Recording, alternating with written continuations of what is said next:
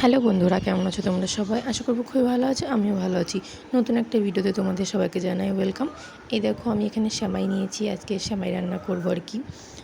এই দেখো, দুধটা আমি ভালো করে জাল দিয়ে নিয়েছি, দেখতেই পাচ্ছ ভালো সর পড়েছে। দুধটা মানে যত দুধ হবে সেমাইতে তত বেশি ভালো লাগবে, টেস্টি হবে খেতে।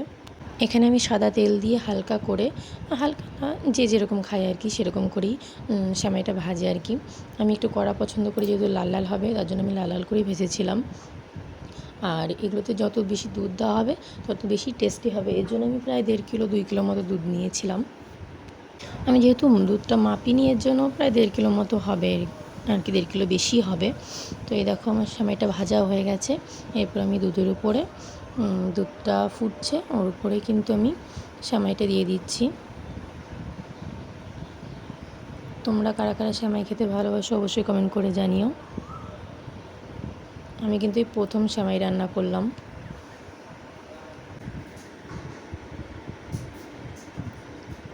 আমি কিন্তু প্রথমে দেখিয়েছিলাম 2 প্যাকেট সেমাই, কিন্তু আমি 2 প্যাকেট সেমাই রান্না করিনি।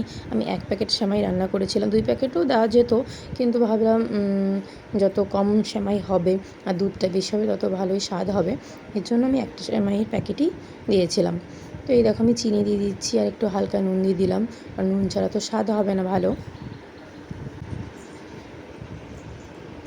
এই দেখো, সেমাইটা ফুটছে। আমি যেহেতু অতটা পাতলা করব না, হয় একটু গাঢ় গাঢ় করব, এর জন্য আর একটু গাঢ় হবে। এই দেখো, প্রায় গাঢ় হয়ে গেছে, পায়েসের মতোই করব। তো আমার সেমাইও হয়ে গেছে। তো টাটা বন্ধুরা, সবাই ভালো থেকো।